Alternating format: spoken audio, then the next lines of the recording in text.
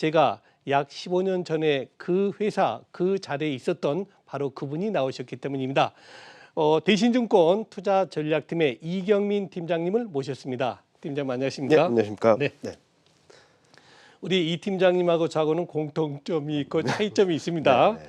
뭐 차이점이라 그러면 저는 그 당시 별로 그렇게 유명세가 없었는데 우리 이 팀장님 굉장히 유명하신 분이고 아닙니다. 뭐 공통점이라 그러면은 어떻게 대신증권은 투자전략팀장을 용무로 뽑습니까? 그건 아닌 네, 것 같습니다. 시장이 좀 안 좋다 보니까는 제가 약간 실없는 소리 했습니다. 네. 자, 오늘 우리 이경민 팀장님께서 우리 주식경제 시청자분들께 좋은 말씀 많이 해주실 걸로 기대를 하고요. 가장 먼저 첫 질문입니다. 네. 최근에 우리 코스피 흐름 네. 팀장님은 어떻게 보시는지요? 일단은 5일 이동평균선을 기준으로 굉장히 잘 버티고 있다. 좋게 말하면 버티고 있다. 좀 안 좋게 말한다면 아슬아슬하다라고 말씀드릴 수 있을 것 같습니다. 코스피가 2750선 밑으로만 가면 어김없이 하락폭을 줄이거나 상승 반전을 하는 모습을 보였는데, 그렇다고 해서 2780을 넘어서서 2800선으로 가기에도 좀 부담스러운 상황이 아닌가라는 판단을 하고 있습니다. 그런데 좀 아슬아슬하다라는 게 좀 더 의미가 있다라고 말씀드리는 이유 중에 하나는 외국인 매도세가 계속되고 있고요. 그리고 낙폭을 줄이긴 하지만 상단에 대한 제한도 계속적으로 있고, 기존의 주도주라고 하는 업종들이 좀 약한 가운데 순환매가 계속적으로 반복되고 있는데, 최근 들어서는 유틸리티나 통신이나 이런 업종들까지 올라오는 모습들을 본다면 순환매가 좀 정점 끝 쪽으로 가고 있는 것이 아닌가라는 생각을 하고 있어서요. 지금 단기적으로는 조금 경계감을 좀 높여야 될 시점이다라고 생각을 하고 있습니다. 네, 사실은 저도 어제 팀장님의 리포트를 봤습니다만 사실 이렇게 강세장에서 조정 내지는 순환매 얘기하는 게 쉽지가 않지 않습니까? 네, 대부분 우리 투자자들은 강세, 불리시 이걸 원하기 때문에. 근데 저도 어제 이제 팀장님 자료를 보면서 느끼는 게, 자, 지금 국면에서는 곧바로 상승보다는 오히려 순환매가 더 강하게 나타나는 것을 전망을 하셨는데요. 그 조금 더 깊이 있게 과연 그럼 순환매가 나면 어느 업종을 관심을 가져야 될지 말씀해 주시죠. 최근 순환매 흐름들을 본다면은 잘 가는 업종들도 있긴 하지만 그동안 잘 갔던 업종들은 좀 약한데 반해서 올해 한 해 또 11월 이후 코스피가 급등을 하는 과정에서 소외되었던 업종들이 많이 오르고 있거든요. 그런데 또 아이러니하게도 소외된 업종들을 이렇게 분류해 보니까 11월 이후, 우리 연초 이후 두 국면 모두 약세를 보이는 업종들은 대부분 코로나19 피해주, 금융주, 통신주, 약간의 경기 방어주 성격들의 업종들이 아직까지는 가격 메리트가 남아있다라고 볼 수 있겠죠. 이렇게 본다면은 최근 외국인 순매수가 유입되고 있는 미디어 교육이라든지 금융이라든지 통신, 이런 업종들이 조금 더 유망하다라고 생각을 하고 있고요. 한편 좀 긴 안목에서 본다면 코로나19 국면에서 계속적으로 주목을 받았던 업종 중에 하나가 소프트웨어입니다. 소프트웨어 업종들을 보면은 아직까지는 연초 이후 강세를 이어가고 수익률적인 측면에서 플러스를 이어가고 있지만 11월 이후 가장 수익률이 낮은 업종이거든요. 따라서 좀 긴 호흡에서는 소프트웨어, 인터넷 업종들에 대한 관심도 점진적으로 가져볼 필요가 있다. 다만 앞서 말씀드렸던 순환매 업종 같은 경우는 단기 트레이딩 관점에서 접근을 하시면 맞다라고 생각을 하는데, 소프트웨어 업종 같은 경우는 좀 변동성이 커질 때마다 좀 긴 호흡에서 조금씩 더 비중을 늘려가면 좋지 않을까라는 생각을 하고 있습니다. 네, 사실 우리 시장이 항상 고점만 되면은 나오는 이야기죠. 밸류에이션 문제요. 네, 맞습니다. 지금 또다시 12개월 선행퍼가 13배를 넘는다. 네. 그러면은 과거 사례 볼 때 단기 고점이다라는 네. 그런 의견 계속 나오고 있죠. 자, 과연 팀장님께서 보시는 지금 단기적으로 우리 밸류에이션의 부담이 얼마나 큰지, 그리고 연말 장세 이제 7일밖에 남지 않았습니다만 연말 장세 전망해 주시죠. 일단은 밸류에이션 12개월 선행 PER이 13배라는 점은 부담스러운 건 맞습니다. 그런데 생각해 보실 부분은 올해 8월 달에 코스피 2450을 넘을 때도 13배였습니다. 그런데 지금은 2750을 넘으니까 13배. 그동안에 300포인트라는 상승 여력을 만들었거든요. 따라서 단기적으로는 밸류에이션 부담이 크다. 다만 시간이 가면 갈수록 상승 여력은 더 커지면서 더 높은 레벨로 올라갈 수 있다는 전망을 드리고 있습니다. 따라서 단기적으로 부담이 있다는 부분들, 변동성이 커질 수 있다는 부분들은 비중 확대의 기회다라고 생각을 하고 있고요. 그런데 실적이 좋아진다라면은 밸류에이션 부담을 극복하면서 올라갈 수 있겠죠. 그런데 4, 4분기 실적에 대한 불확실성이 좀 커지고 있습니다. 무엇보다도 글로벌 전체적으로, 그리고 국내 코로나19 확산이 좀 심화되는 상황이고요.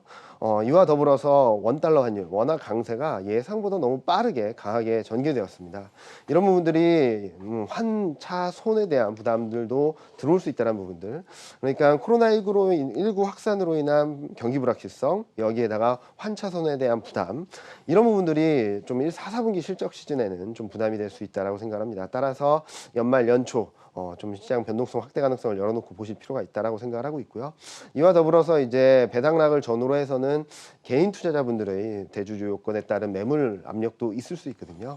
이러면 수급적인 부담 그리고 실적에 대한 부담, 밸류에이션에 대한 부담들을 조금은 더 덜어내고 가야 될 시점이 되지 않았나라는 생각을 하고 있습니다. 충분히 매수할 기회가 있기 때문에 지금은 좀 서두르기보다는 좀 관망하고 확인하고 대응하자라는 말씀 드리고 있습니다.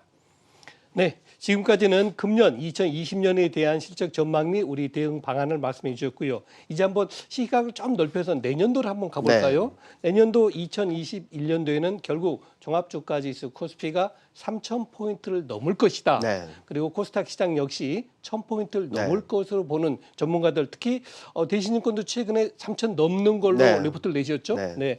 자, 과연 그러면은 팀장님께서 보시는 내년 2021년도 내년 전망, 특히 내년도에 뭐 전략 후강 혹은 뭐 상저하고 등등 내년도의 전망에 대해서 한번 부탁드립니다. 일단 2021년을 바라본다면은 실적은 더 좋아질 것 같고요. 그리고 밸류에이션도 앞서 말씀드렸던 13배를 계속적으로 트라이하면서 상승 여력을 높여가는 흐름들을 이어갈 수 있다라고 생각을 하고 있습니다. 무엇보다도 실적이 왜 좋아질 것 같니? 라고 물어보신다면 코로나19로 인한 부정적인 영향들은 점차 완화될 것이고요. 그에 힘입어서 글로벌 경기, 교역, 개선세가 좀 뚜렷해질 것으로 생각을 하고 있습니다. 더 주목해서 볼 부분은 최근 11월 이후 코스피가 12월 초 중반까지 글로벌 증시가 흔들리든 말든 독보적인 상승세를 보였거든요. 이런 흐름들이 아마도 2021년에는 자주 발생할 수 있다고 생각합니다. 가장 큰 근거로는 글로벌 제조업 경기가 좋아질 수 있다. 무엇보다도 수요 회복, 여기에다가 재고 축적에 대한 수요들이 같이 맞물리면서 글로벌 제조업 경기가 좋아지고 그렇게 된다면 글로벌 교역, 한국 수출 모멘텀이 예상보다 좋을 수 있다라고 판단을 하고 있습니다. 이럴 경우에는 한국에서 가장 많은 비중을 차지하고 있는 IT와 자동차 실적 개선, 업황 개선이 좀 더 눈높이를 높여줄 수 있다라고 생각을 하고 있고요.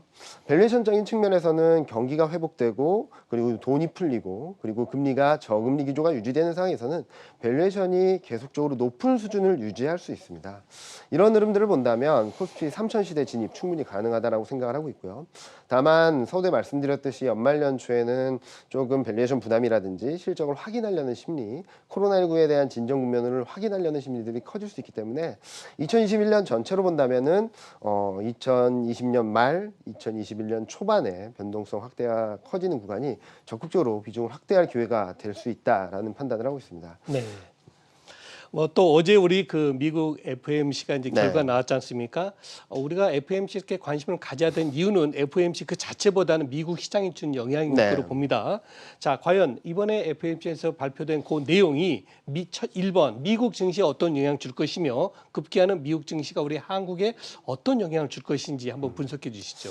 일단 말씀드리고 싶은 부분 중에 하나는 제가 2021년을 전망을 하면서 가장 중요하게 보는 것은 경기 실적. 다시 말씀드리면 펀더멘탈입니다. 유동성이 꼭 필요하고 정책이 없어서는 안 되는 시점은 경기가 안 좋을 때입니다. 내년 2021년은 경기도 좋아지고 실적도 좋아지고 모멘텀이 강해지는 구간이라고 본다면 실적이 좋아지고 경기가 좋아지는 구간에서는 시장의 상승 추세 지속되고 어쩌면 더 강해질 수 있다고 보고 있습니다. 다만 기저에는 통화 정책이 유지되고 유동성이 유지돼야 된다는 전제 조건이 있기 때문이죠. 그런 측면에서 12월 FOMC 회의를 바라본다면 굉장히 긍정적이었다라고 생각합니다. 단기적으로는 기대했던 부분에 대해서 못 미쳤다는 부분들이 시장에 좀 더 영향을 주긴 했지만 연준의 포워드 가이던스, 향후 어떤 통화 정책을 펼쳐나가겠다라는 흐름에 있어서 기한을 없앴습니다. 무슨 말이냐면 그 전까지는 몇 개월 동안 자산 매입 규모를 유지하겠다라는 스탠스를 보였는데 이번에 10월 FOMC 회의를 계기로 유동성이 경기든 고용이든 안정됐다라고 정상화됐다라고 인정할 때까지 돈을 계속 풀겠다는 시그널을 던져줬거든요. 기간을 정해두지 않았다라는 점들은 경기 부양 의제를 더 적극적으로 피력했다는 의미고요. 통화정책 방향성은 기본적으로 완화적으로 간다라는 시그널을 더 강하게 던져줬기 때문에 단기적으로는 기대와 현실 간의 괴리에 따른 등락 과정은 있을 수 있지만 긴 호흡에서 바라본다면은 주식시장에선 굉장히 긍정적인 흐름으로 판단을 하고 있습니다. 네, 이제 뭐 마지막 질문 되겠습니다. 벌써 자 아무래도 우리 한국 주식시장 좌우하는 것은 외국인 투자가들 네. 수급 아니겠습니까? 그래서 과연 이제 연말에 외국인 투자가들 수급 동향 그리고 만일 외국인들이 다시 한국 시장을 재매수한다면 외국인들이 어떤 업종 혹은 어떤 종목군에 관심을 가질지 우리 시청자들에게 진단 부탁드립니다. 네, 외국인 매매 패턴을 보면은 최근 많이 느끼실 것 같습니다. 외국인이 살 때는 많이 오르고 외국인이 팔 때는 별로 떨어지질 않습니다. 그 이유 중에 하나는 개인 투자자 여러분들이 워낙 적극적으로 주식시장에 참여하시고 있기 때문이다라고 생각을 하는데요. 앞으로도 그럴 것 같습니다. 외국인이 매도를 하게 되면은 그 영향력이 반감되고, 왜냐면은 대기성 매수세가 꾸준히 유입되면서 매도의 영향력은 반감시키고 매수 시에는 시장이 상승 탄력을 높여주는 그런 흐름을 반복해 나갈 수 있다라고 생각을 하는데요. 연말까지는 좀 부클로징, 무슨 말이냐면 수익을 확정하려는 심리가 좀 클 수 있다라고 생각을 하고 있고요. 4, 4분기 실적 시즌 동안에도 실적이 좋지 않다면 일정 부분 많이 오른 종목에 대해서는 차익 실현 심리가 커질 수 있다고 생각을 합니다. 그런데 긴 호흡에서 바라본다면 구조적인 성장을 보이고, 그리고 수출, 글로벌 경기가 좋아진다면 수혜를 받을 수 있는 업종들에 계속적으로 관심을 보일 수 있다고 생각을 하는데요. 대표적인 업종으로는 인터넷 2차 전지, 반도체 자동차 업종을 가장 유망하게 생각을 하고 있습니다. 한편 많은 분들이 올해 같은 경우는 중소형주라든지 뭐 작은 종목들에서도 큰 수익이 나셨을 겁니다. 유동성 장세의 전형적인 특징이라고 볼 수 있겠는데요. 내년에는 실적, 펀더멘털 장세라는 점을 감안해 보면 실적이 좋고 업황이 어느 정도 개선되는 것들이 눈에 보이는 대형주 중심으로 포트폴리오를 짜 나가시는 것이 좀 안정적이고 또한 수익률도 크게 줄 수 있는 전략적인 선택이 되지 않을까라는 전망을 하고 있습니다. 네, 우리 팀장님께서 주신 안정과 수익을 같이 추구하는 두 마리 토끼를 잡는 그런 투자 전략 여러분들에게 큰 도움이 되시길 바랍니다. 지금까지 대신증권 이경민 투자전략팀장이셨습니다. 팀장님 감사합니다. 네, 감사합니다.